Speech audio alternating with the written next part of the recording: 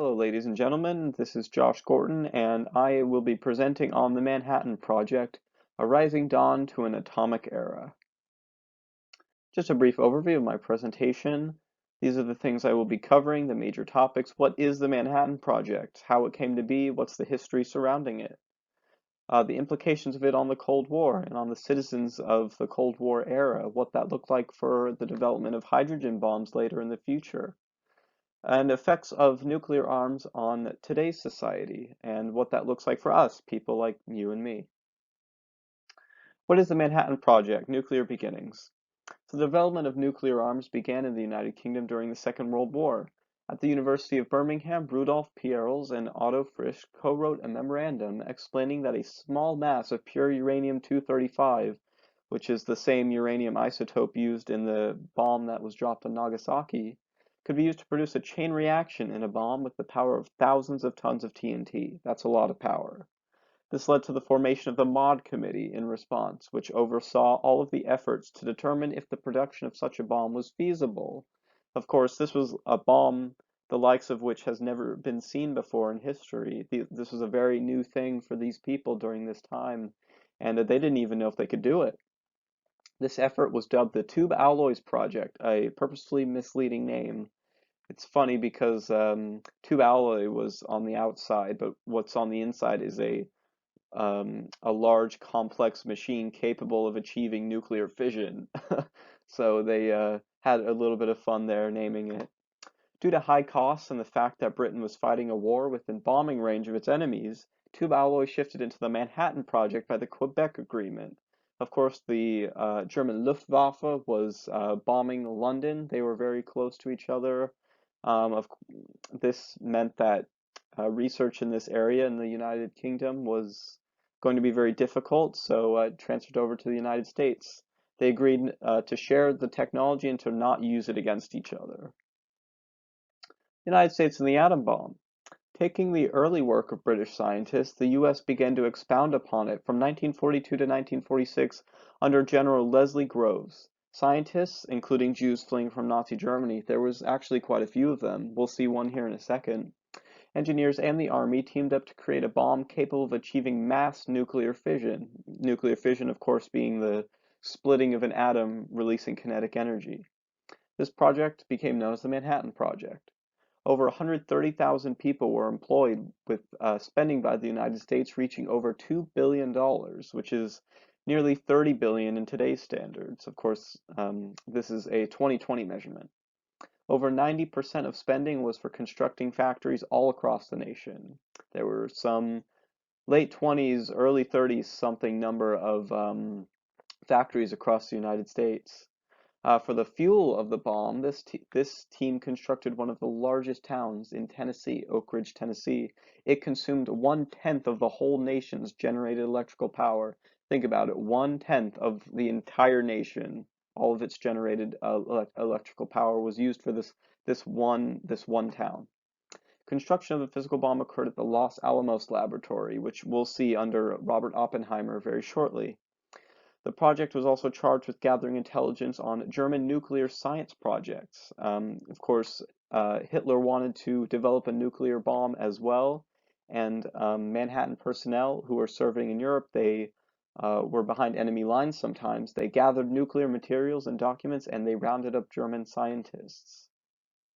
Of course, actually, a lot of Nazi scientists were actually recruited by the United States for projects like this. Robert Oppenheimer, very important. He was a physicist at the University of California, Berkeley. He was already working on the concept of nuclear fission alongside Jewish Hungarian Edward Teller, who was actually one of the scientists, the Jewish scientists that fled to the United States. He eventually became the wartime head of the Los Alamos Laboratory, whose work led him to be called the father of the atom bomb. The development of the atom bomb, of course, was nicknamed Project Y. Now I am become death, the destroyer of worlds. This is one of the most iconic quotes by Oppenheimer. On December 21st, he was notified of a military security report. Essentially, he was accused of, this was during McCarthyism, so he was accused of collaborating with Soviets and delaying the name of Soviet agents. and he also opposed the hydrogen bomb, and this actually resulted in the revocal of his security clearance. Fat Man and Little Boy, scientists working under Oppenheimer, they developed two bombs. Of course, here it is, uranium 235. That was Little Boy, which is this is Fat Man right here. This is Little Boy. Um, testing in I'm sorry. These were constructed at Los Alamos, and they were tested in Alamogordos, New Mexico, in the Trinity test, the famous Trinity test, the first test of an atomic bomb. Oppenheimer and his scientists on July 16th, they waited in anticipation. The mushroom cloud from the Trinity test rose over 40,000 feet high. This is when the atomic age truly began. Of course, on August 9th and 6th of 1945, Fat Man and Little Boy were dropped on Nagasaki and Hiroshima, resulting in the death of between 129,000 and 226,000 people. A lot of people. Of course, this resulted from the attack on Pearl Harbor. In the years after the Second World War, the United States had a monopoly on raw materials and the knowledge of nuclear weaponry. This was developed in the United States through the Quebec Agreement. Of course, knowledge like this could get leaked pretty easily, and so it did. Julius and Ethel Rosenberg, they were spies on behalf of the Soviets. They were executed in 1953. They leaked valuable nuclear information to the Soviets, and they were the first Americans to be executed for such charges. Bombs, bombs, bombs. There were so many bombs, and there were a new type of bomb during the Cold War. It was the hydrogen bomb. It was developed, it was more sophisticated and allowed for greater destructive power. This is a chart I have here. So this is the Trinity test right here. It's a very, very small dot compared to the Tsar Bomba, which was actually the largest nuclear test in the world by the Soviets. They created the biggest one. Castle Bravo was second to that. This was United States in the, I believe the Bikini Isles or something. Biki Isles, excuse me. The United States, yeah, mutual assured destruction. There was a lot of geopolitical tension in the United States and the Soviet Union. President Eisenhower's policy of brinkmanship was used here, including the concept of mutual assured destruction. Of course, essentially, if you attack me, I'll obviously attack you back, and we both lose. Especially in the concept of nuclear weapons. Nuclear nuclear weapons would it would destroy both sides, really.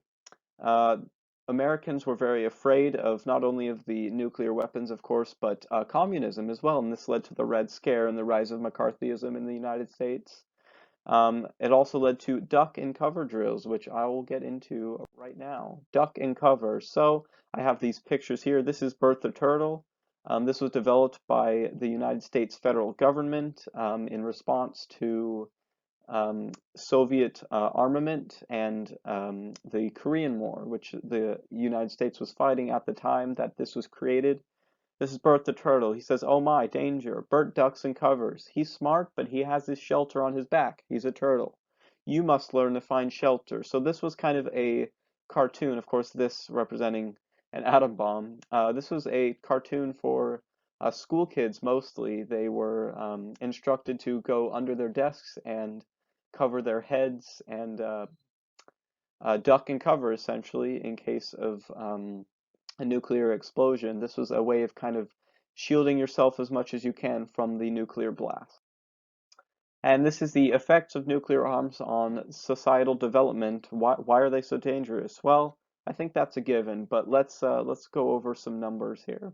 So a single nuclear weapon can destroy a city and kill most of its people. That's a given. But several nuclear explosions over modern cities would kill tens of millions of people because of the rise in population from the baby boom and increases in modern medicine. Of course, technology also increases, which means that the destructive capability of these nuclear arms are have increased a lot more, making them a lot more dangerous than they were during the initial building of the Manhattan Project. Of course, we have Teslas now, we have self-driving cars. That means that nuclear weapon technology has changed and become a lot more destructive, of course. Now, we all think of world nuclearization as what could spell the end of humanity, Oppenheimer believed the same thing. He said, I am now become death, the destroyer of worlds. While different interests possess knowledge of nuclear weapons, all these countries do now.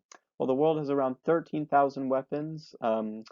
In 2008, the future of humanity estimated the probability of complete human extinction at 1% within the century, 1 billion at 10%, and 1 million by 30. So not high numbers, but still a little bit alarming. And that is the end of my presentation.